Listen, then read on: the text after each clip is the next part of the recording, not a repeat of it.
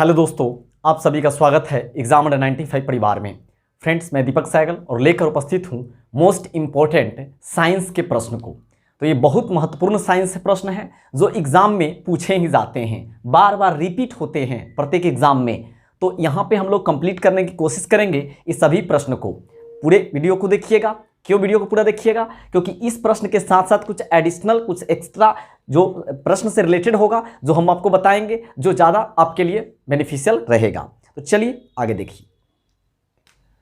टीकाकरण की खोज किसने किया था? तो टीकाकरण की खोज एडवर्ड जेनर के द्वारा किया गया था। एडवर्ड जेनर के द्वारा टीकाकरण की खोज किया गया था। और किस टीका की खोज किए थे? तो याद रखिएगा, चेचक। चेचक की टीका की खोज किसने किया था? तो एडवर्ड जेनर किए थे। और टीकाकरण की खोज इन्हीं को जाता है श्रेय, यानी एडवर्ड जेनर को। पेनिसिलिन का खोज किसने किया था? पेनिसिलिन का खोज अलेक्जेंडर फ्लेमिंग के द्वारा किया गया था। अलेक्जेंडर फ्लेमिंग के द्वारा पेनिसिलिन का खोज किया गया था। 1 नैनोमीटर बराबर क्या होता है?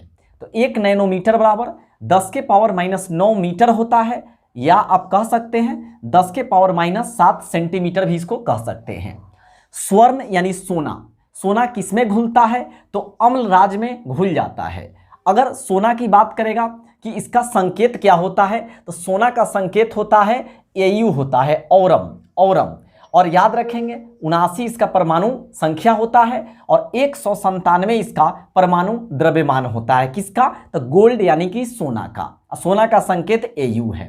अब बात है अम्लराज क्या है? तो अम्लराज याद रखेंगे 3HCl + 1HNO3।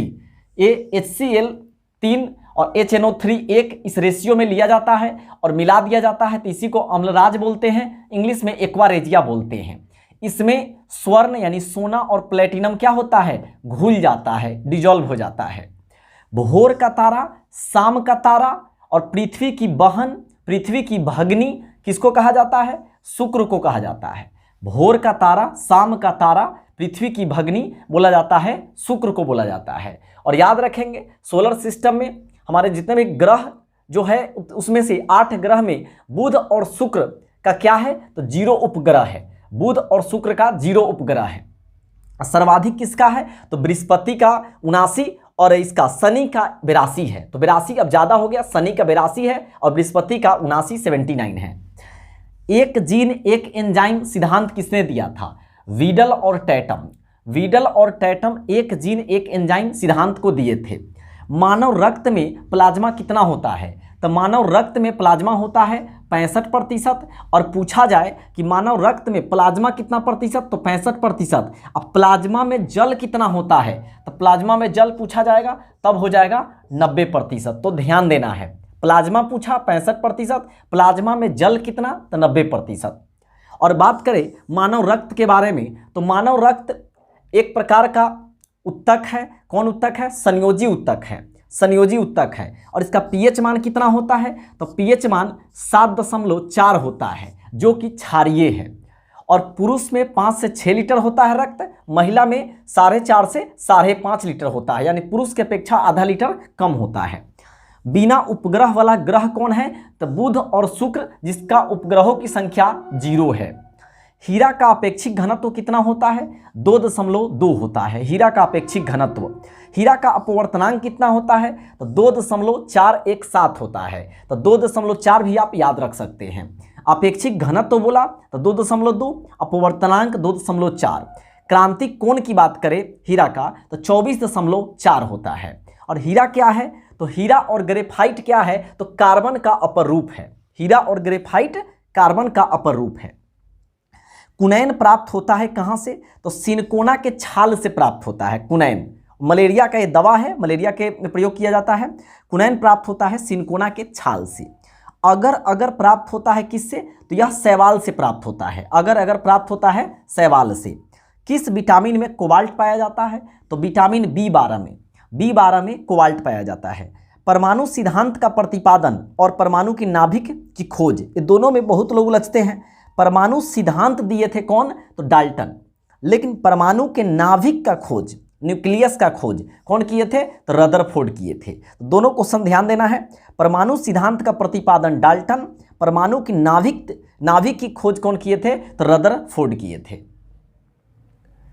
प्राकृतिक चयन का सिद्धांत किसने दिया था? तो प्राकृतिक चयन का सिद्धांत डार्विन दिए थे, डार्विन। और याद रखिएगा इनका बहुत ही फेमस बुक है ओरिजिन ऑफ स्पीसीज।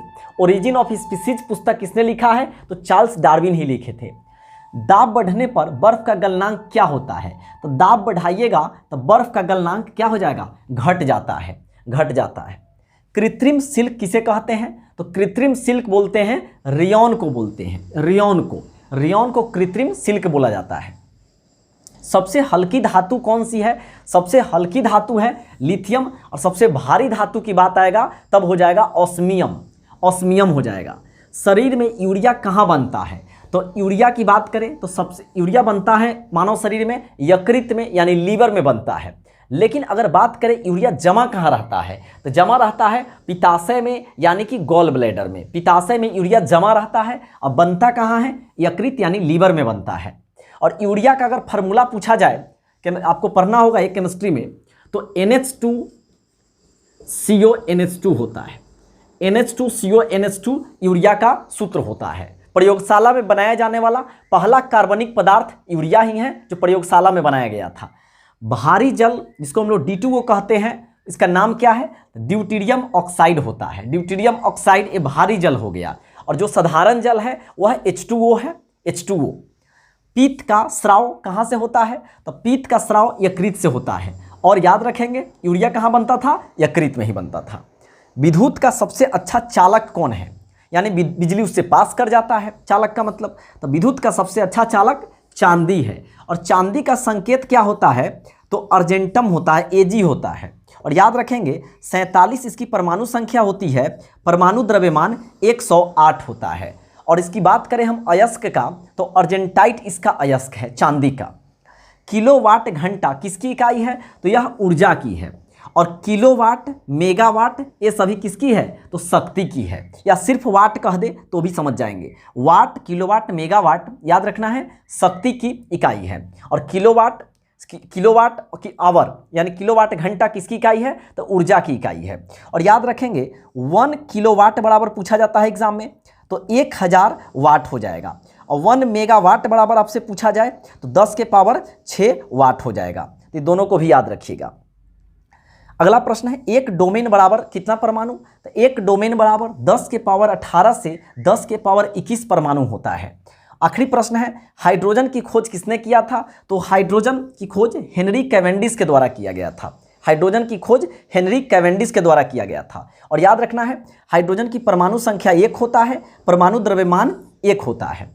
अब इसमें अगर हम इलेक्ट्रॉन, प्रोटॉन, न्यूट्रॉन की बात करें तो इलेक्ट्रॉन और प्रोटॉन 1 हो जाएगा। लेकिन न्यूट्रॉन घटा के निकालते हैं तो न्यूट्रॉन कितना हो जाएगा? 1 - 1 करेंगे तो 0 हो जाएगा। तो इसमें न्यूट्रॉन नहीं पाया जाता है हाइड्रोजन में।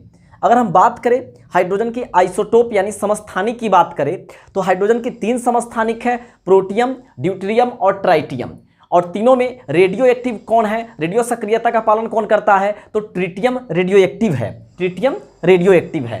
तो फ्रेंड्स पसंद आया होगा तो प्लीज़ कमेंट कर बताइएगा वीडियो कैसा लगा। और चैनल को अगर सब्सक्राइब नहीं किए हैं, पहली बार देख रहे हैं तो सब्सक्राइब कर दीजिएगा। और अपने दोस्तों के बीच में व्हाट्सएप पे, फेसबुक पे शेयर जरूर कीजिएगा। मिलते हैं नेक्स्ट वीडियो में। जय हिंद, जय भारत।